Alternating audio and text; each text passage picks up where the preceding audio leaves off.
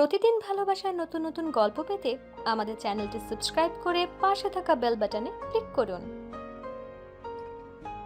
অনেকদিন পরে বেড়াতে গেলাম মেজো খালাদের বাসায়।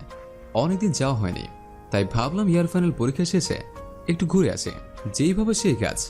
প্রথমে আম্মুকে বললাম মেজো খালার বাসায় যাব। আম্মু অবাক হয়ে জিজ্ঞেস করলো, তোরে কত যেতে বলছি, তুই যাসনি, আর আজকে নিজেই যেতে চাচ্ছিস যে?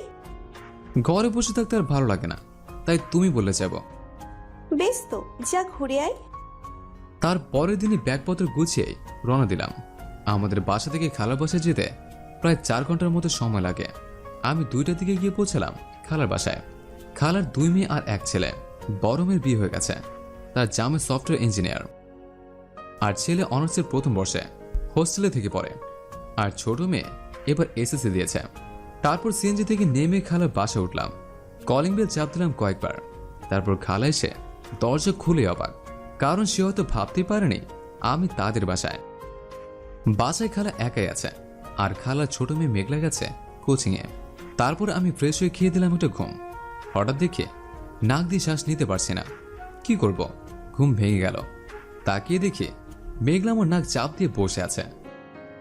ও আমার দিকে তাকিয়ে একটা সুন্দর হাসি দিল। সে মনে হয় আমার ঘুম ভাঙিয়ে সার্থক হয়েছে। মেঘলা বলল, আজকে দেখি চাঁদ উল্টো দিকে উঠেছে। তুই গিয়ে চারটাকে ঠিক করে দিয়ে আসতে পারতি। একবার যেহেতু পেয়েছি, ঠিক তো করেই ছাড়বো। বুঝলাম না, কি বলিস এসব? কিছু না, উঠে ফ্রেশ হয়ে নিন। কি আর করার, ইচ্ছে ছিল না, তবু উঠতে হলো। ফ্রেশ হয়ে কিছুক্ষণ খালার সাথে গল্প করে টিভি দেখতে লাগলাম। হঠাৎ মেঘলা এসে ছৌমের রিমোট নিয়ে স্টার প্লাসে দিয়ে দিল।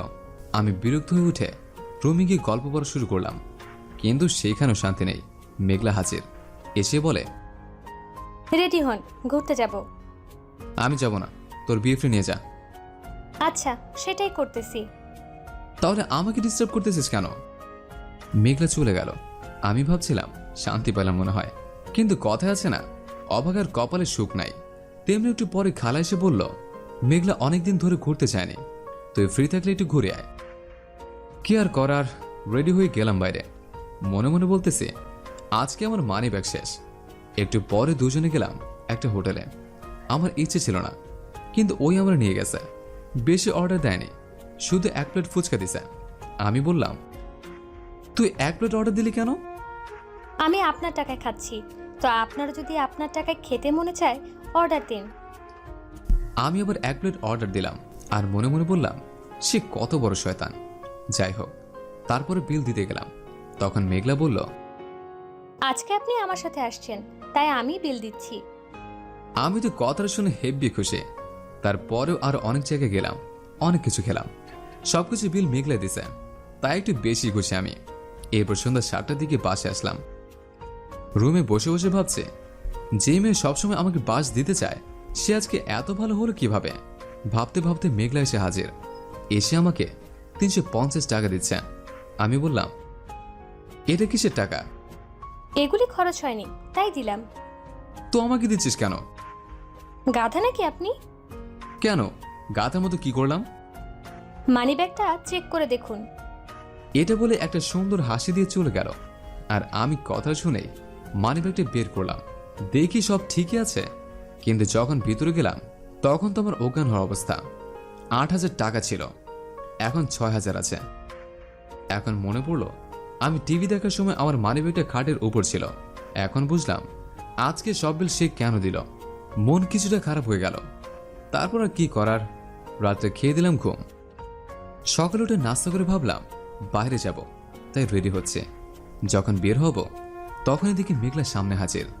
আমার আগে ও আন্টির কাছে বলতেছে, আমি আর শুভ ভাই ঘুরতে যাচ্ছি। বাসা থেকে বের হয়ে আগে মানিব্যাগটা চেক করলাম, নিশ্চিত হওয়া ভালো আবার ঘাপলা করছে নাকি। না, এবার সব ঠিকই আছে। কিন্তু ও আমার পাশে যেভাবে হাঁটতেছে, মনে হচ্ছে ও আমার বউ। আমি একটু দ্রুত রেখে হাঁটার চেষ্টা করছি, কিন্তু ওর জন্য পারছি না। একটু পরে দুজনে একটা পার্কের মধ্যে গেলাম। চারদিকে তেমন মানুষজন নেই বললে চলে। তারপর সারাদিন অনেক ঘোরাঘুরি করে বাসায় গেলাম। তবে আজকে বেশি বাস দেয়নি। রাত্রে খেয়ে খাটে বসে ফেসবুকে আড্ডা দিচ্ছিলাম। এমন সময় মেঘলা সে হাজির। ও বলল, এই, আপনি কার সাথে চ্যাটিং করছেন? আমি একটু মজা করে বললাম, জিএফ এর সাথে। কথাটা বলার সাথে সাথে সে যেমন রুম থেকে চলে গেল। তারপর কেটে গেল একটা দিন, আর তার দেখা নেই। কালকে সকালে বাড়িতে চলে যাব, তাই রাত্রে ব্যাগ গোছাচ্ছে। ব্যাগ রেডি করে গেলাম একটু টিভি দেখতে। গিয়ে দেখি মেঘলা রিমোট হাতে করে বসে টিভি দেখছে। আমিও গিয়ে বসলাম। ওর দিকে তাকিয়ে দেখি চোখ দুটি লাল বর্ণ করে আছে। মনে হচ্ছে কত দিন ধরে কাছে কে জানে। আমি কিছু বলতে যাব, তার আগে রিমোটটা টেবিলে রেখে রুমে গিয়ে দরজা আটকে দিল। কি আর করার, আমি সনি ম্যাক্স দেখতেছে। তারপর আরো কিছুক্ষণ টিভি দেখে রুমে গিয়ে ভাবতে লাগলাম যে আমি কি এমন বললাম যাতে ও এরকম করতেছে। আমার জিএফের কথা শোনার পর থেকেই আমার সাথে কোনো কথা বলতেছে না। ভাবতে ভাবতে ঘুমিয়ে গেলাম। সকালে উঠে দেখে 7:30 বাজে। উঠে ফ্রেশ হয়ে নাস্তা করলাম। আমাকে তো যেতে হবে, তাই আন্টির থেকে বিদায় নিয়ে মেঘলার রুমে গেলাম। গিয়ে দেখি মাথার উপর বালিশ দিয়ে শুয়ে আছে। আমি চেয়ারের উপর বসে আস্তে করে মেঘলা বলে ডাক দিলাম। ও শুনে কোনো কথা বলছে না। তারপর আবার বললাম, এই মেঘলা, আমি চলে যাচ্ছি। তুই তো জামাই নিয়ে বেড়াতে আসিস। হ্যাঁ, এখানে আর থাকবেন কেন? প্রেমিকা ছাড়া কি এখানে ভালো লাগে? যান যান, চলে যান, আর কখনো আসবেন না এখানে। তারপর আমি হালকা হেসে বললাম, যাই। আর হ্যাঁ, সত্যি বলতে আমার কোনো জিএফ নেই। তোর সাথে একটু মজা করেছে, ভালো থাকিস। এটা বলে চলে আসলাম। বাড়িতে এসে কোনো কিছুতে ভালো লাগছে না। সবকিছুতে ওরে মিস করছে। আসলে ওরা অনেক মিস করতেছে। এটাকে কি ভালোবাসা বলে কে জানে। আমার মনে হচ্ছে ওকে আমি ভালোবেসে ফেলেছে, কিন্তু ওকে কিভাবে বলবো। এসব কথা ভাবতে ভাবতে কেটে গেল প্রায় 1 মাস। তারপরে রাতে খাওয়ার সময় আম্মু বলতেছে সামনের মাসের 14 তারিখে নাকি আমার বিয়ে। কিন্তু তখন আমি আম্মুকে মেঘলার কথা বলতে পারতেছি না। আর আমিও তো এখনো কোনো কাজকাম করি না। তাহলে আম্মু আমার বিয়ে নিয়ে লাগলো কেন? আম্মুকে বললাম, আমি কোনো কাজকাম করি না, আমি এখন বিয়ে করতে পারবো না। তোমার আব্বুর যা আছে তাদের পরিবারের সদস্য একজন বাড়লেও কিচ্ছু হবে না। তারপরও সম্ভব না। আমি এখন পড়ালেখা করতেছে। যখন পড়ালেখা শেষ হবে, চাকরিও হবে, তখন ভেবে দেখবো বিয়ে নিয়ে। আমি যা বলেছি সেটাই ফাইনাল। এরপর আর কি বা করার। জিদ করে আমিও কে কনে তা দেখতে চাইনি। কালকে নাকি আমার বিয়ে। কাছের বন্ধু সবে আসছে প্রায়। কেউ বলছে তুই তো সবার আগে কাজ ছেড়ে ফেললি, কিন্তু কি আমার মনের খবর বুঝতেছে না। সকালবেলা সবাই রেডি হচ্ছে কমিউনিটি সেন্টারে যাওয়ার জন্য, কিন্তু আমি কই যাচ্ছি নিজেও জানি না।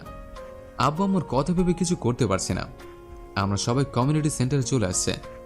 কোনে নাকি এখানে আসেনি, বিউটি পার্লারে নাকি সাজুগুজু করতেছে। কিছুক্ষণ পরে কোনে আসছে। আমি এখনো পর্যন্ত আমার হবুবুকে দেখিনি। একটু পর পর বন্ধুরা এসে বলতেছে, শালা জীবনে একটা প্রেম করতে পারলি না, আর তুই এত সুন্দর বউ কিভাবে পাইলি? আরেক বন্ধু বলল, তোর কি কোনো শালি আছে? থাকলে আমার সাথে লাইন করাইয়া দিস। নানান জনের নানান কথা শুনতে শুনতে বিয়ের কাজটা হয়ে গেল। এখন বাড়িতে আসার পালা। আমি আগেই গাড়িতে উঠে বসে আছে। কিছুক্ষণ পর আমার বউ উঠল গাড়িতে। বিরাট বড় একটা ঘোমটা দিয়ে বসে আছে। আর আমি বসে বসে ভাবতেছি, যত বিয়ে দিয়ে গেছে শেষে দেখেছি বউ কান্নাকাটি করে গাড়িতে বসে। কিন্তু আমার বউ কান্না কি সেটা মনে হয় জানি না। মনে হলো সে হাসতে হাসতে গাড়িতে উঠল। কিন্তু এত কিছু হলে কি হবে? আমি কোনোভাবেই মেঘলাকে ভুলতে পারতেছি না। বন্ধুদের সাথে আড্ডা দিচ্ছে, এমন সময় আম্মুর ডাক আসলো। তাই বন্ধুদের বিদায় দিয়ে আম্মুর কাছে গেলাম। আম্মু বলল, বৌমা সেই কখন থেকে রুমে একা একা বসে আছে, যা রুমে যা। আমার তখন ভয় লাগছে। বউ আমার কেমন হবে কে জানে, নরম নাকি গরম হবে আল্লাহ জানে। ভয় ভয়ে গেলাম রুমে। দেখি সব লাইট বন্ধ। আমিও আসতে গিয়ে খাটের উপর বসলাম। বউ আমাকে প্রথম কথাটাই ধমক দিয়ে বলল, দরজা লক করে আসেন। আমি তো আরো বেশি ভয় পেয়ে গেলাম। দরজাটা লক করলাম। আর বউ কিছু বলার আগে আমি বলা শুরু করলাম, দেখেন আমি একজনকে ভালোবাসি। কি? তাহলে আমাকে বিয়ে করলেন কেন? আম্মুর জন্য। তা কাকে ভালোবাসেন? মেঘলাকে। এখন তাকে ভুলে যান, এখন থেকে আমাকে ভালোবাসবেন। পারবো না। কি বললি তুই? তুই আমারে অনেক কষ্ট দিছিস, আর এখন আবার বলছিস ভালোবাসবি না? এটা বলে লাইট জ্বালিয়ে দিল। আমি তো ভূত দেখার মতো হয়ে গেলাম। এটা মেঘলা কিভাবে সম্ভব? আমি তো বিশ্বাসই করতে পারছি না। তারপরে ও সব বলল। এটাই নাকি আম্মু আর মেঘলা মিলে প্ল্যান করছিল। তার মানে ও আমাকে পটানোর আগে আম্মুকে পটিয়েছে। তার মানে আমি পাইলাম, ইহাকেই পাইলাম। সবাই দোয়া করবেন আমাদের জন্য।